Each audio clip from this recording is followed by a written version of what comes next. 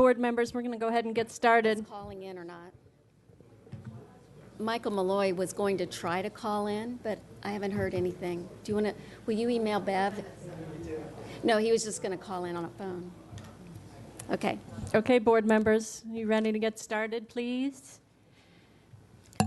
All right, we have an update on the SOL Innovation Committee by Dr. Dockery, and I'll ask her if she would to reiterate the objective for this session. What are you looking for from the board? So the first thing I'm going to do is just kind of let you know about the work of the SOL Innovation Committee. Beyond that, our ISD and DSS folks have also looked at other things beyond the SOL Innovation that should have further consideration. And for that, I would like to get them on your radar for your advocacy platform for the future.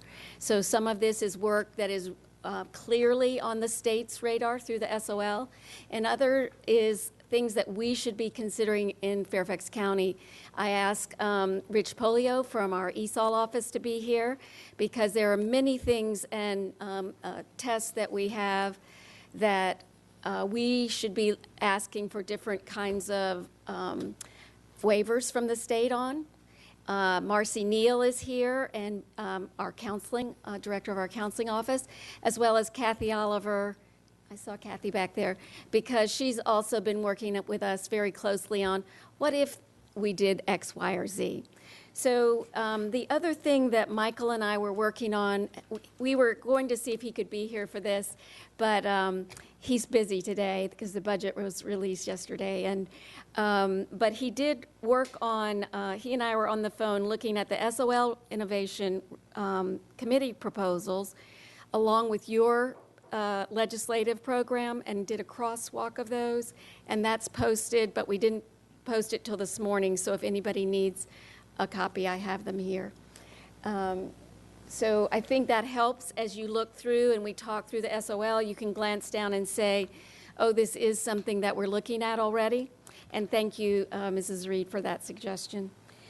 The SOL Innovation, this PowerPoint just briefly goes into the information because I also posted the whole report as well as the executive summary. So if you want to get more details, you can go into there. Just wanted to cover this quickly and make sure that you understood different things in relation to Fairfax. So they did do 4 statements of principles with recommendations under those.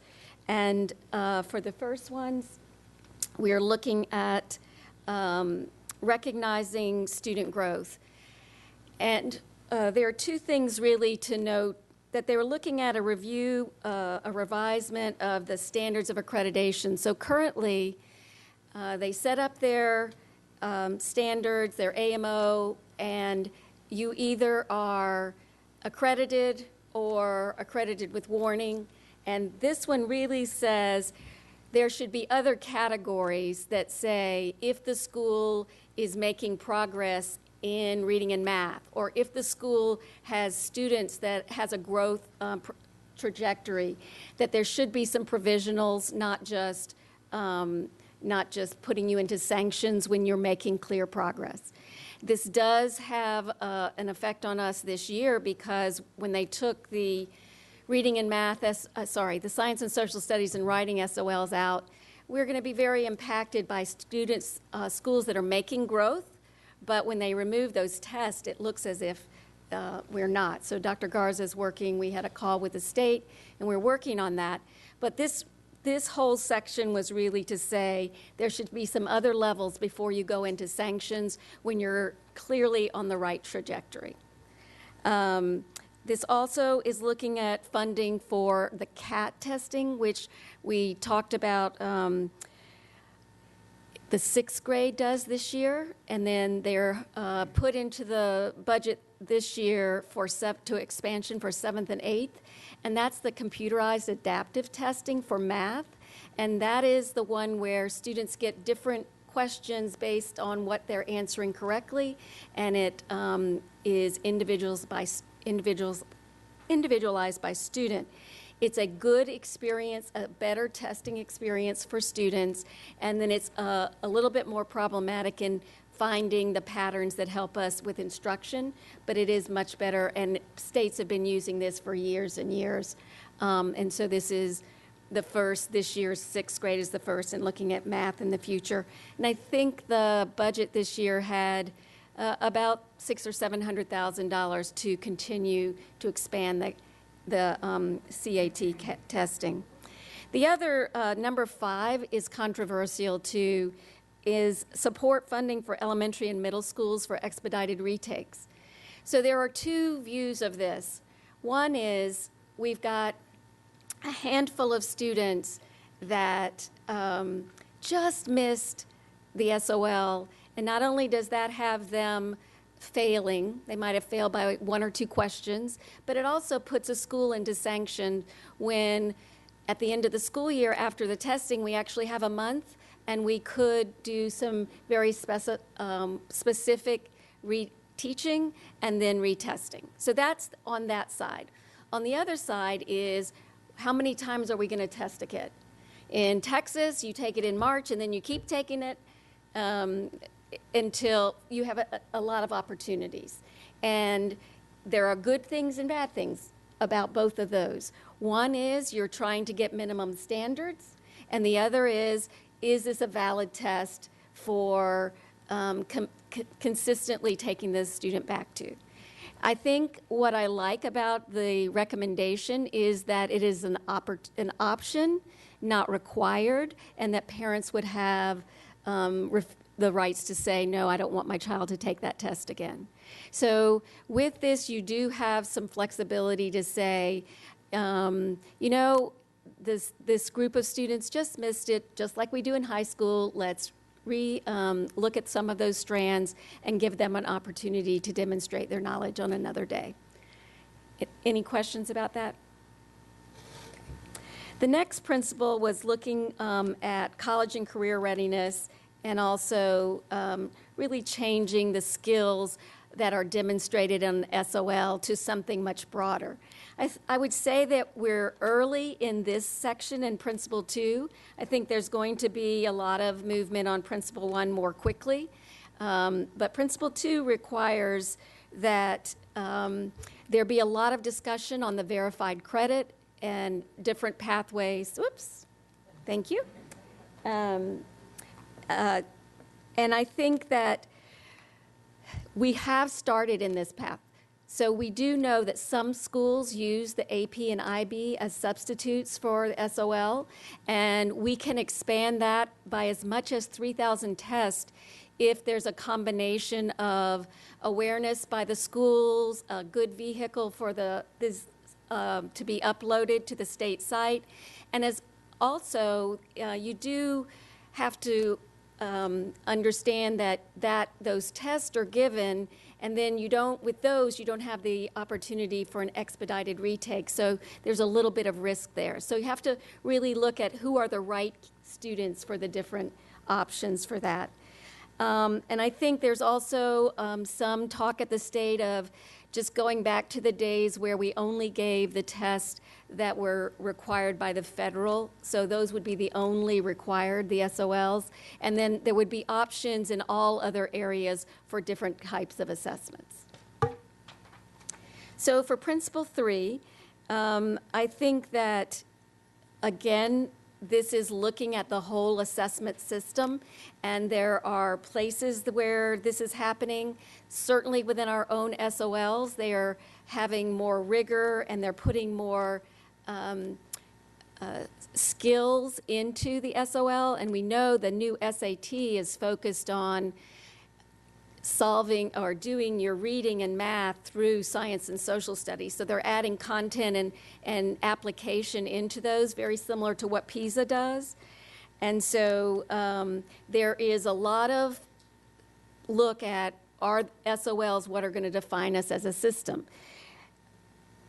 The other thing about that is number 9 is what's often happened to us is that that's been decided, and before schools have a chance to retrain teachers, you're really given a new test, and it looks like you just plummet and you have a lot of failing schools. And so there's really recognition that you need to have a structured schedule so that you have time to understand what the parameters of this test require to change instructionally. And then the other thing is the use of interdisciplinary assessments, and I hope that we're going to be doing some of that in June. We have a lot of people already playing with those kinds of things as a way for, as I told you, I think last year I met with the 40 students that were at Ryan's leadership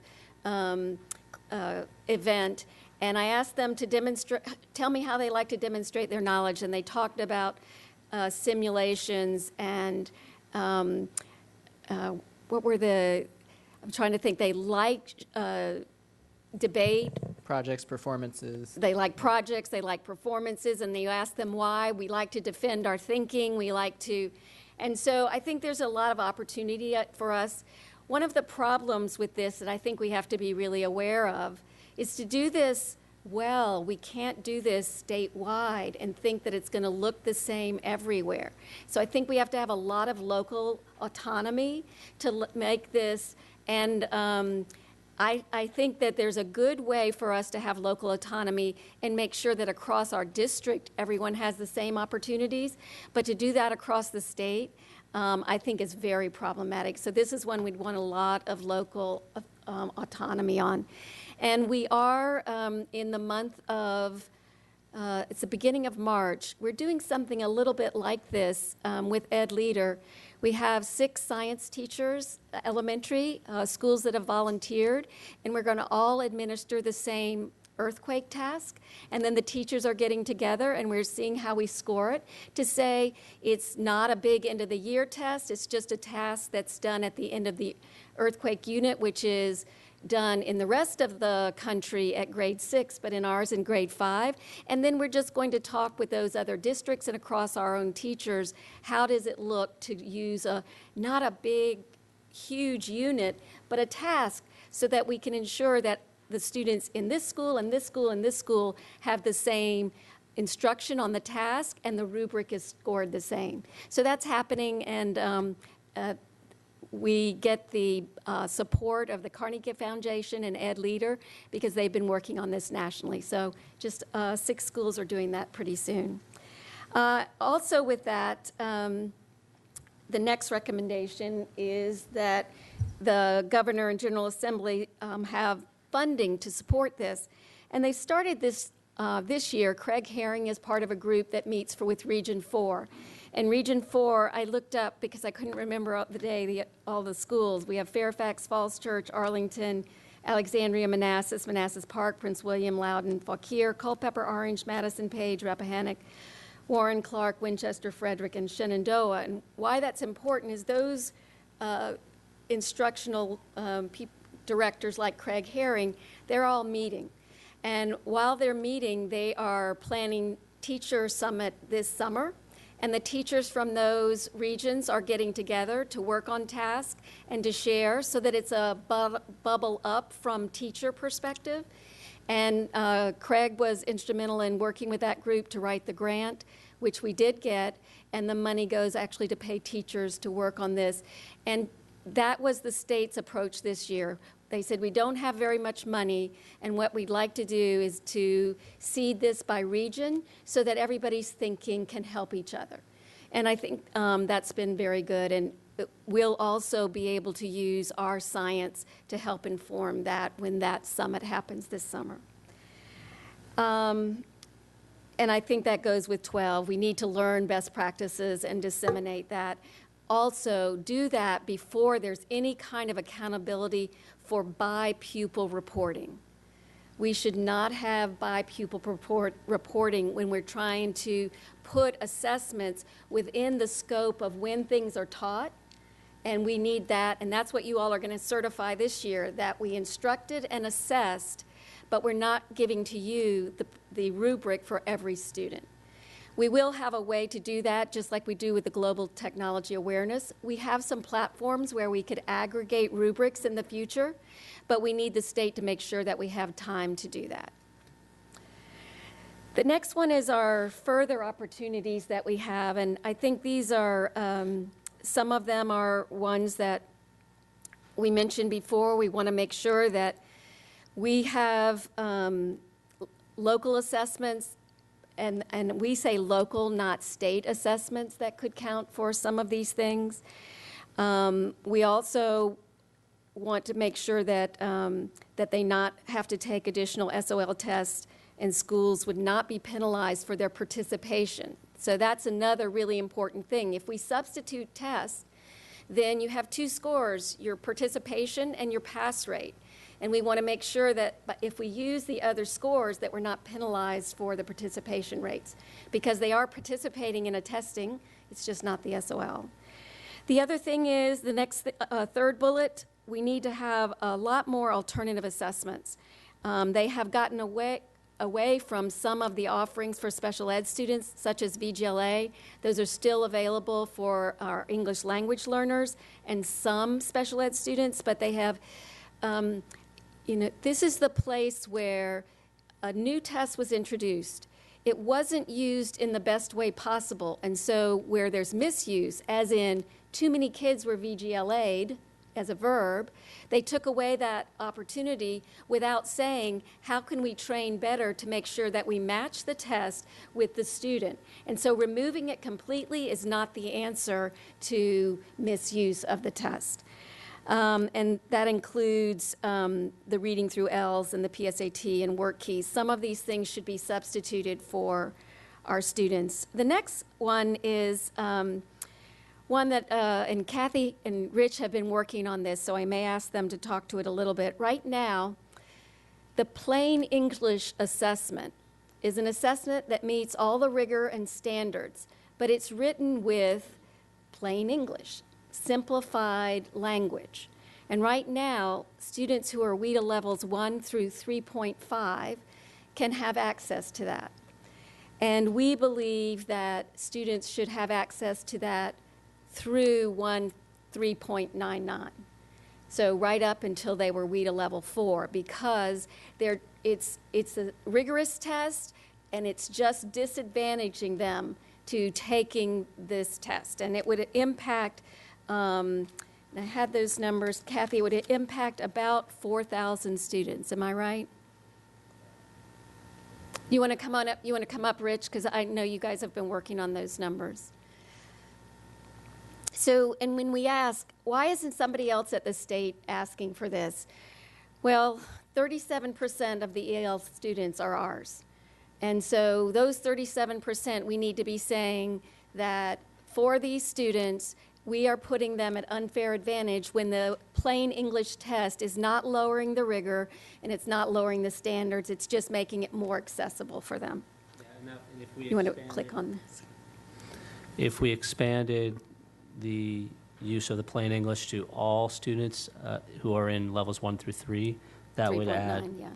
Up to 3.9, because anyone in a 3.0 to 3.9 is still considered a level 3, would add 3,163 students currently to be able to take that plain English.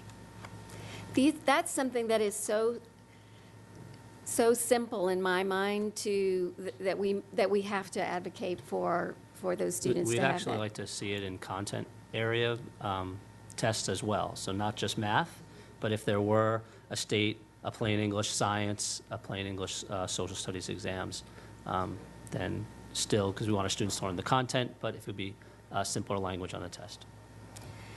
The next one is allowing locally verified credits for ELLs with parameters around when the student entered.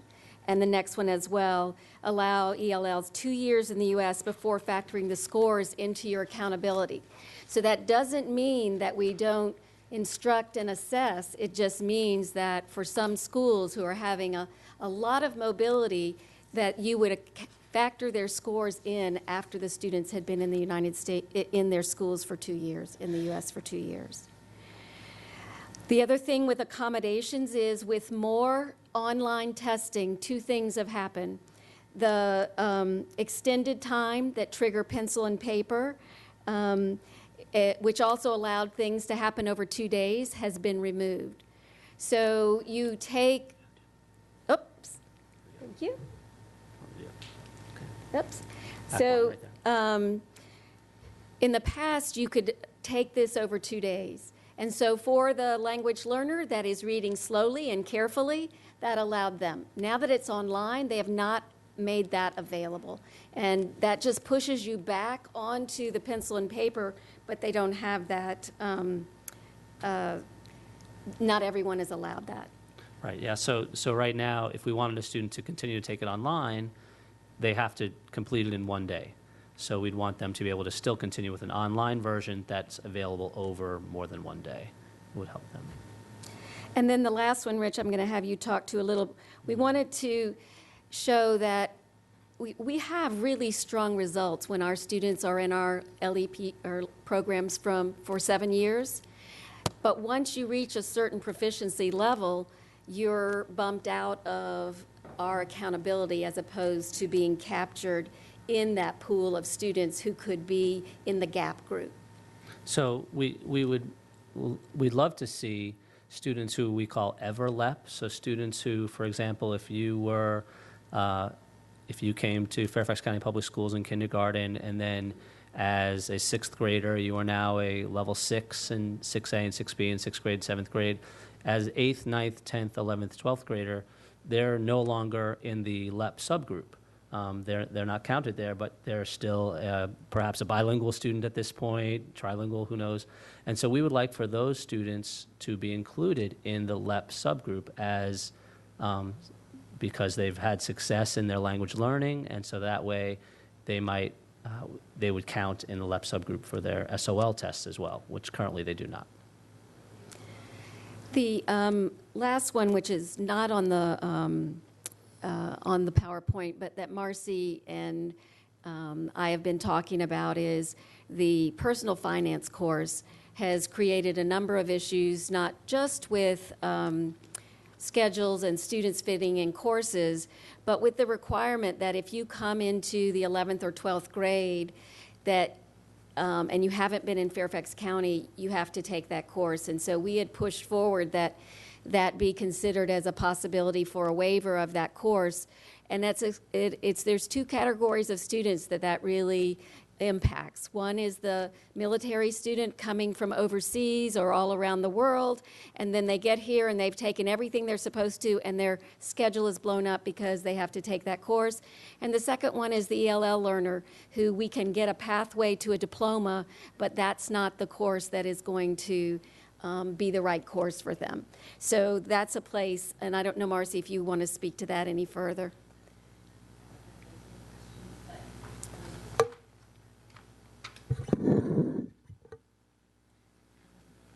We had done some advocacy last year and sent a letter to Dr. Staples on behalf of the region, actually, so Craig Herring working with those regional instructional folks, to ask for a request to put in some flexibility. There's already flexibility for students around health and PE for transfer students, and so putting forward that same request, and it was denied. And then there was a bill introduced this year that has just recently been killed. So we're still working on this. Michael's going to help us try to navigate some additional options for our transfer students. But it's about 900 students in Fairfax County that transfer in junior or senior year that this could potentially be impacting. Wow, I think that's great. And now I'm just going to, I was going to comment on just two things. I think with all these things, I think the ultimate and important question is to ask what's good practice, but what's good practice from a local level and what's good practice from a state perspective. You know, what's appropriate for the micro and macro level. Because some of this, as I think Dr. Dockery pointed out earlier, some of this is really good practice at the local level. But if you try to scale it to a state approach, I think that's what's caused a lot of the Common Core and their assessment dilemmas and create a lot of the angst around that throughout the nation. Is I think they were trying to do too much from a state, or even federal perspective, that there's just so much you can do from that macro level. And then the final thing I was going to just point out for the board's just interest and information is you all know that we sent a letter to Dr. Staples, Ann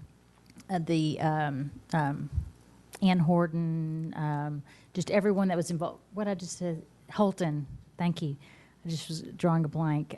Chris Bromlick, all the kind of the state leaders around our concerns around this year as we've changed to reduce by 5 tests.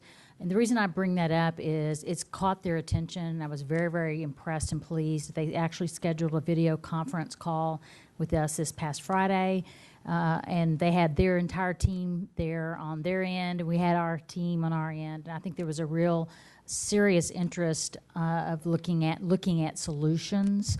So just wanted you to be aware that they have involved us and are engaging us, I think, in a meaningful way in helping to craft some solutions for this school year as we look at this very significant change moving forward. And I think the point that I got from that too is there are some things that they can do because it's under the Board of Education purview, and some things they can't do. So they were trying to help find solutions that were under the Board of Ed. And they actually asked Kathy, could you do some more modeling? And we said, whatever we can do to help inform this. So she'll be very busy this week doing modeling. Thank you, Kathy Oliver. So that is our presentation. Thank you very much. All right, I have Mr. Moon, followed by Ms. Hines and Mr. McElveen. Sorry that I'm talking a lot today. Just a couple of things. Thank you for the presentation. And I was wondering whether, as a part of this SOL Innovation Committee's work, whether they ever discussed a possibility of students testing out of subjects rather than relying upon Carnegie units, whether if they can. That conversation has been had at the meeting of saying when we get to the place where you can demonstrate knowledge. That was on the slide that said on-demand testing, so that if you can demonstrate the knowledge. I think there's some work, in my estimation, that'll get ready for this March, and there's some work that'll keep going for another year. And I think that will keep going on. It's not ready for prime time, but it is in discussion. And I hope that we can continue pursuing this, potential. I say that because last time we had a discussion with Dr. Staper and also Chris Brownlick from State Board of Education, I brought that up. If our students are given an opportunity to test out of certain subject and actually get credits toward their graduation, they can find some time to do something other than just sitting in the classroom, doing some internships outside, even graduate a semester earlier, and do traveling or do other things before they, went to our colleges and do other things. I know that Michael said he was surprised at the state level. There was much more sign-on to get rid of the 140-hour requirement than there was about alternative assessments. So I think we're still at a place where they're trying to figure out what means what. But the 140-hour requirement, and actually I just was reading an article about the recommendations about the Carnegie unit and what they're going to do with that. I think it's the perfect storm right now to do lots of different things. And how far Virginia's going to take it, we'll have to work on. Thank you. That's very exciting. I'm very encouraged to hear that. And the second has to do with plain English language assessment on other content subjects. I mean, I just brought back an old memory when I first came here a little more than 40 years ago. Now, let me say that for math, I always did pretty well in math even when I was in Korea. And then initially I was placed in a certain math class. Within a few days, I was moved to another class, and then another class. I ended up coming to the highest level math class for my grade at the time. But my battle was not the math. It was English all the time. Whenever there was quizzes or tests, it was me looking up the words to understand what they're asking me to do, as opposed to doing the math itself. Ms. Hines. Okay, thank you. Thank you for all this work. This is exciting. And just on the plain English, I have to say, as someone who has administered a lot of these tests, I've always wondered, when you're in math or the other content areas, why doesn't everybody get a plain English test? Because honestly, you're only testing English on the reading test, right? But if you're testing content, then everybody should have a plain English. I don't get why we have a fancy English math test, right? But Well, and that's one of the things that they've been talking about in changing the SOL. So much of it was giving students the kind of choices that would trip them up. This was the faults. And so we do have to look at what are the kinds of tests and the purpose for giving them and what do we want out of them. And I think that that's why they've continued to try to change the rigor. But certainly the language for so many of our students shouldn't be the barrier that it is. I think the appropriate content vocabulary makes sense, but other difficult vocabulary doesn't really. Okay, so beyond that, Principle 1, looking at that, one of the things that I always worry about on student growth measures is that people can, and I don't think that's what you're talking about here, but people can use it as a way, okay, let's test kids at the beginning of the year, and then at the end of the year, we're still using the same not so good measures, but we're testing kids a lot more. And honestly, that growth during the year on a not great measure doesn't really tell you much more, but that's not what we're talking about here. Well, I think it's something we have to be very watchful of, and Dr. Garza talks about this all the time. Just the way that the student growth percentiles were created lets you know that this is an area of great caution. If you're looking at individual student growth, what you use and how you use it, and you may want to speak to it. Yeah, I agree with Dr. Dockery. I think we have a very real example right here, and that is the student growth percentile. You know, the methodology is very flawed, and it can give you false positives, false negatives, and certainly lead people to certainly the wrong conclusions. And so growth measures require very sophisticated modeling, and I think I'm fearful that it may require more testing to do it in a fair way. So I'm wondering if we've gotten beyond. To me, I think it's more important for us to appeal to multiple metrics and multiple measures and not just one versus growth these days, because I think growth worked for us 5 or 10 years ago when we were all about more and more testing.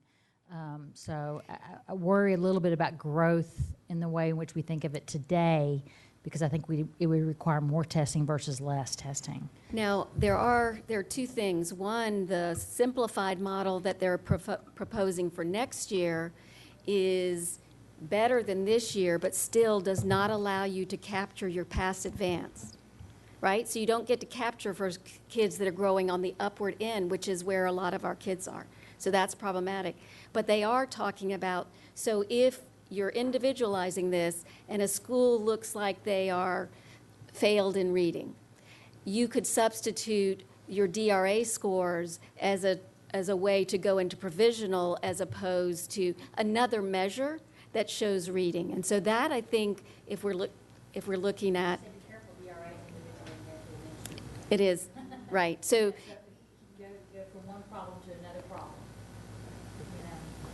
Right, all right, thank you. Yeah, I know, that's a rat's nest, that one, I think, student growth measures. On the CAT, this is another one where I kind of feel like it's sort of the test du jour, right? And I don't know, or the way of testing that people are kind of, and when I think about it, it reminds me of a placement test, right? Because you're basically the student is going at their own, you're kind of trying to figure out where they are in the curriculum, right? Because they only get questions that are one step beyond what they're able to answer. Is that right? Well, you're tested on the standards. So it's the SOL test standards, but you're given the questions as you go through the standards. If you're missing too many on this, they're going to take you to another area.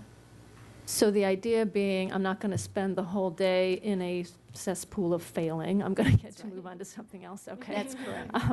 Well, that's good then, I guess. Right. That's why I said it is a better experience for the student, but it's harder to explain to the parents and the student how you've done, because your scale score and the other person's score are not the same anymore. You've Right. answered 60 questions, but so have they, but they're different questions. I got you. Okay, all right. On parent opt-out, and this comes up on page 2, you mentioned that parents could opt out. But I just wanted to get clarity. Isn't it possible for parents to opt their children out of any SOL anytime? So that is a conversation that's being had across the country. I'm just keeping my child home from this standardized testing. The state still rates us on pass rates and participation. So yes, we try to get participation. The opt-out on this end was to take it again. So you've already taken it once. Oh, Marcy did really well. I think she missed by a couple of points, and we know what that area was. We're going to give her a little help, and she'll, so it's that kind, and you can say, no, Marcy's had enough testing. Okay, all right.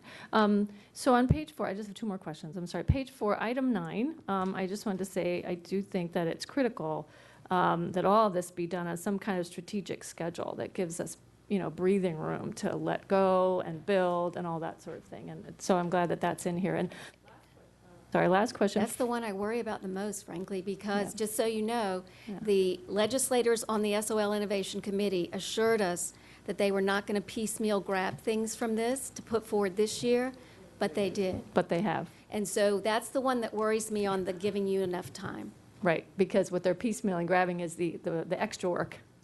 Right. So finally, further opportunities. I was just wondering, are these things that are allowed under our federal waiver? I mean, are these? The opportunities around plain English, most of the ones that we're recommending are state-level decisions. Right, so students would still be required to take reading and math assessments. We're looking for alternative ways to give those assessments. So it wouldn't change anything with regard to federal government, no. Okay, so then was it fair to say that nothing in what the committee has done would require a change in our federal waiver? Is that a limit people are using? That we are, and there was something that we wanted changed in the waiver, and they told me that it would be better to get it through passing and then go back and do an amendment, because when you're going through in this wave, you're not within a big lump where they'll turn you down. So there are some things that we're going to address through an amendment. Okay, next I have Mr. McElveen, followed by Ms. Strauss and Mr. Velkoff. Thank you, Dr. Dockery, for all your work. We really appreciate you trudging down there to meet with them. I will just say that for Mr. Velkoff, Ms. Derenak Kovacs, and I, it was so impressive when we were down in Richmond because Dr. Staples literally ran up to us. It was the day after you had sent the letter, and he said, "Thank you so much for sending that. I look forward to talking with you." So I think it's a totally different atmosphere down in Richmond. Yeah, and Dr. Lockard was there too. So we're very happy with his leadership so far on this. 2 things that we've advocated in our legislative program that you did not mention, unfortunately, up here. Number 1 is sampling, and number 2 is PISA. Both of these issues I have received quite a bit of pushback from the VSBA Legislative Positions Committee. And in fact, many of us who went down to the VSBA lunchtime conversation at the annual conference, I know Tammy, Kathy, Dan, Pat, Ted, and I, and probably some others were there. And it was like they were speaking a different language. One of the representatives from Prince William was there, someone else, I think, from Richmond. And they're kind of on a different planet than us on these issues, and that's very concerning. So I guess when it comes to sampling and PISA, in terms of substituting that for what we currently do, has there been any movement? There has been quite a bit of conversation. I would say that the sampling is still alive and the PISA not as much.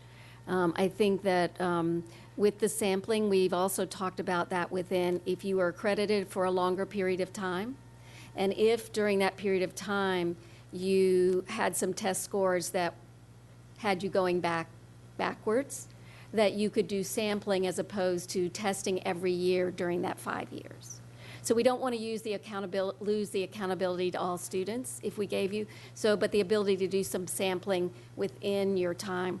It's also a place where, as I explore, as you move forward with your new strategic plan and looking at those skills, there's a lot of places doing college and career readiness. And we have a little bit of sampling going on with the I never know as CRWA, College Work Readiness Assessment. So we have a few schools trying that, and that's another place where, as I look at how we use the Gallup in some places, that this one place that's developing this is taking a secondary college and work readiness and moving it to K-12. we could do some sampling to look at how are we preparing our students as opposed to testing every child. So I think it's in that framework. There's a lot of opportunities for us locally and then for us to influence. So Okay. there is and- conversation. It is not favorable PISA. Yeah, unfortunately. And then one other quick question. You mentioned in working with Ed Leader that we have a grant from Carnegie. Is that through them, or is that separate of them, or what is that? So it's, there's two actually. And the working on performance task, Ed Leader had a grant, and their grant was to work with this group of school, so it's an Ed Leader group working with Hewlett, and they've been funding performance assessment work. And so they have 4 districts, Jeff County, Phoenix, district in California, and ourselves. And I'm just on a conference call with them weekly, and we're just doing this small science. So that was funded through the Hewlett. But they also attended they developed their work by attending the Carnegie Foundation professional development around performance tasks and rubrics. So they're influencing our work. The second grant we have has not started, but the National Science Foundation got a grant, has a grant that with Carnegie to look at performance assessment with a STEM problem. And so we are starting to work with them in that capacity. And it's Carnegie Foundation, National Science Foundation, and Ed Leader. Okay, great. Thank you. Okay, let's try to see if we can keep to our schedule. We've got about 6 minutes here. Mrs. Strauss, Mr. Velkoff. Okay, first of all, again, thank you very much for all the tremendous work that you all have done. We all of a sudden have an opportunity to make something better, we hope. And I'm also very pleased that you all sent that letter down, because all of a sudden we have Fruit Basket Upset, which provides opportunities to improve, but at the same time you don't want to have unintended consequences. It could be absolutely disastrous. Funding issues. In a lot of these opportunities that we're looking at, you've referenced funding in order to bring stuff forward. I mean, what does that, the CAT sounded interesting, the more retakes at the elementary level, so where are we with that? So, I mean, when I say that their solution this year was to fund these regional grants, that was $10,000 to the region. And then all of this amazing work going on. So professional development around this change has to be funded at the state level. Right, that's small amounts of money, and Small they can't amounts of squeeze that money out. to impact something as large. That's really too bad. And I guess as you're talking about all this, I know that one of the huge challenge in Virginia is there's just tremendous variation in schools in Virginia, what individual schools, what school divisions. Not everybody quite realizes tremendous diversity of need. And I know before, when we had asked for testing based on, in other words, teachers being able to figure out when a child is actually ready to take a test, and then you go on, there was tremendous pushback on that for the last couple of years because of concern about widening a gap. And I guess as we're going through this, I would imagine there is still that state There is, concern. and I think that Chris Braunlick has presented to me as, I would like to just let, Loudoun and Fairfax do their thing and take our resources and put on schools that don't have the ability to figure out performance tasks. And then there's people who say, but if we do this, they'll no longer teach social studies and it won't be assessed properly. So there's a lot of tension there. Right. However, I think one of the most important things that I've heard that we have to push on, in my opinion, is they've said, in the future, if you have an issue, we should tell you to give us your plan as opposed to the other way around, so that we have a solution that works for Fairfax as opposed to a state solution for one school in Warning, because the context of those different schools is so completely different. Right. So, for instance, if you're in Warning in a Title I school, what we're working on is really different than a school in Southwest Right, Virginia. exactly. And so they should allow us to give them our plan instead of the state plan. That's right, so that we could say this is how we're going to And so resolve it. context is important there. Right. Then the last question, with the federal government looking at NCLB, and obviously the state looking at all of this, all of the issues with the Common Core nationwide, is there anything that we should be concerned about? As I say, huge fruit basket upset, which is both good and bad. But do you all feel that you can sort of dock this in a place that is going to be useful to children in schools, or are we going to somehow get caught?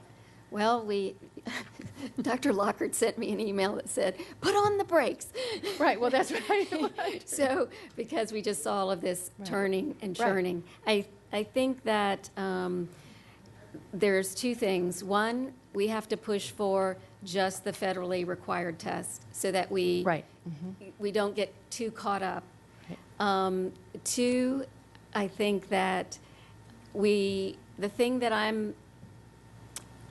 am most unhappy about with all of this is that what we are doing to jerk teachers back and forth with this is not fair, especially if the state starts changing things too quickly or the federal government. Right. And, Exactly. So are we in danger of some of this not being acceptable? Probably, but I think some of this will transfer. Okay. Is that fair to say? Yeah, Okay, I'm going to move Thank us you. on. Thank you, Mr. Velkoff and Ms. Evans. So, yes, you mentioned, Dr. Dockery, that, one of the things under consideration is doing only the federal tests. And as you just alluded, one of the options out there is the federal government deciding that we don't do any federal tests. So, my question, and I think the time to answer it is going to be a week from Friday when we have the retreat. But I guess what I'd like to know from all of you is if those constraints were to go away, and it seems like there's a greater chance that they could than they've been in years, right? What would our school system look like? Are you able to come forward and show us what all of this assessment, accountability, instruction, what that would look like? So that's for you to think about over the next 2 weeks. So one of the things when people ask me that is I kind of look around, and we had children in this school system before there were SOLs, and they were very successfully educated. And can we return to a time where students are very successfully educated without SOLs? I do believe we can. Okay, thank you. Ms. Evans. Yes, thank you. And I want to start by saying I did go over this very carefully over the weekend, and I think the work that you've done is really terrific. So thank you for all the thought that went into this. Wonderful ideas. I want to make sure, I'm looking at that slide in the last bullet, allow ELLs 2 years in the U.S. before factoring scores into schools. And I realize that this can be important. I want to be sure I'm clear on what we do now. When we have a student who comes in from another country with very few English language skills and possibly very little education in their home country, what's the situation? So right now, if let's say you arrive from another country this school year, you are exempt from the reading test. All students get a one-time exemption in reading for their first year in the United States, but you are not exempt from any other tests. If you take science or math, you do have 11 semesters in which, not for federal accountability, but for state accountability, you have up to 11 semesters. Your score, if you fail, does not get factored into accreditation. If you have up to 11 semesters of basically ESOL instruction is what it's called. So, and at the end, but by the end of 11 semesters, that student is still required to have passed Sure. everything. And for federal accountability, though, For example, you could arrive in the United States this year, and you have to take a math SOL at the end of the school year, and that counts in federal accountability, I see. regardless of WIDA of English language proficiency level. Okay. So, and that's the same for science, which is a big reason why I think the letter that Dr. Garza sent, we're real concerned about fifth grade science students Yes. coming in. I think, yeah, that's why we're asking for 2 years. Florida recently asked for this. So Florida and put received a this in their waiver. waiver, and it was first denied, and they took it to court, and it was granted. Oh, They still have to be tracking, and they still have to be assessing their students and tracking their progress, both in their English language development and in their academics. However, they've received a waiver so that their scores do not count in the school's accountability calculations. okay. And just one other question, which is kind of a big one, just in terms of timing. When would we think that some of these good changes will actually be implemented?